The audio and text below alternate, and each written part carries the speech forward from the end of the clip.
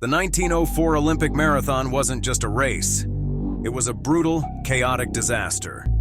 Rat poison, cheating, and blistering heat turned it into a nightmare that almost killed its runners.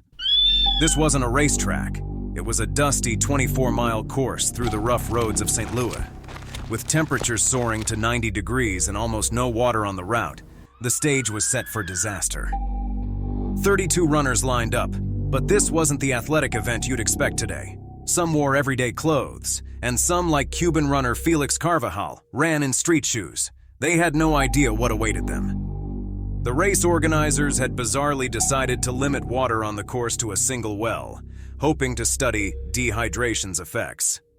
By mile 10, most runners were already suffering. As they gasped for water, dust from nearby cars filled their lungs. Fred Lors, one of the early frontrunners, quickly collapsed from exhaustion. But instead of quitting, he flagged down a car.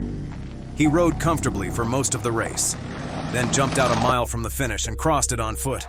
The crowd cheered until the truth came out, and Lors was disqualified. Meanwhile, another frontrunner, Thomas Hicks, was reaching his limit.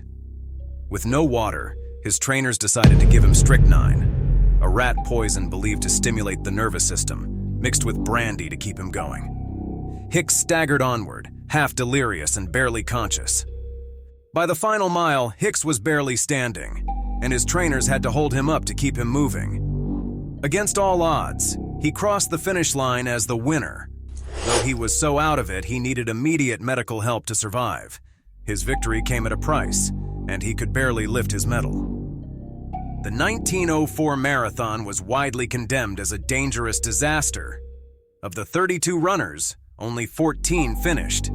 The event exposed the limits of human endurance and poor planning, leaving its place as the most chaotic race in Olympic history.